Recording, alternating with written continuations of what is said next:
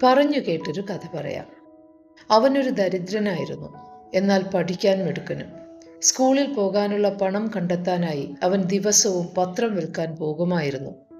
പലപ്പോഴും ഒഴിഞ്ഞ വയറുമായി വീടുകൾ കയറി ഇറങ്ങുമായിരുന്ന അവന് ഒരു ദിവസം വിശപ്പ് സഹിക്കാൻ പറ്റാതെയായി. എന്നും പത്രമിടുന്ന വീടുകളല്ലേ, കഴിക്കാൻ എന്തെങ്കിലും തരാതിരിക്കില്ല. പ്രതീക്ഷയോടെ അടുത്ത വീട്ടിൽ ഭക്ഷണം ചോദിക്കാമെന്ന് അവൻ തീരുമാനിച്ചു.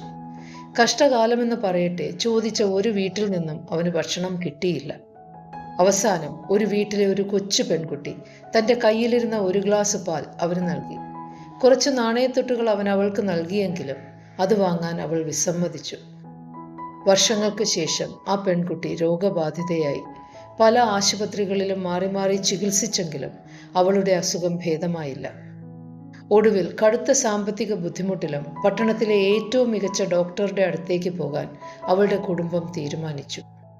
പ്രശസ്തനായ ആ ഡോക്ടർ അവളുടെ ചികിത്സ ഏറ്റെടുത്തു. അദ്ദേഹം അവളെ മാസങ്ങളോളം ചികിത്സിച്ചു.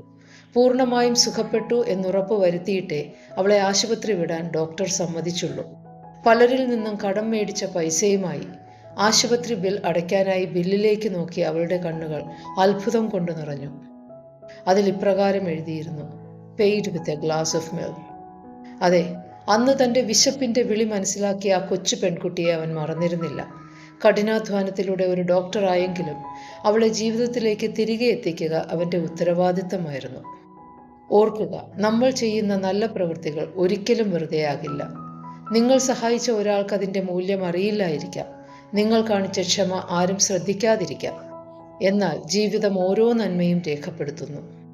നമ്മൾ ചോദിക്കാറില്ലേ, ഞാൻ എന്തെല്ലാം നല്ലത് ചെയ്തു, എന്നിട്ട് എനിക്കെന്താണ് തിരികെ കിട്ടിയത്? സത്യം ഇതാണ്: നന്മയുടെ പ്രതിഫലം നമ്മൾ പ്രതീക്ഷിക്കുന്ന സമയത്തോ പ്രതീക്ഷിക്കുന്ന വഴിയിലോ വരണമെന്നില്ല. പക്ഷേ അത് എപ്പോഴും ശരിയായ സമയത്ത് ശരിയായ രൂപത്തിൽ നമ്മളെ തേടിയെത്തും. ചിലപ്പോൾ ഒരവസരമായി, സഹായമായി, ശരിയായ തീരുമാനമായി, അപ്രതീക്ഷിത കൈത്താങ്ങായി, അതുമല്ലെങ്കിൽ സന്തോഷം നിറഞ്ഞ ഒരു ജീവിതമായി.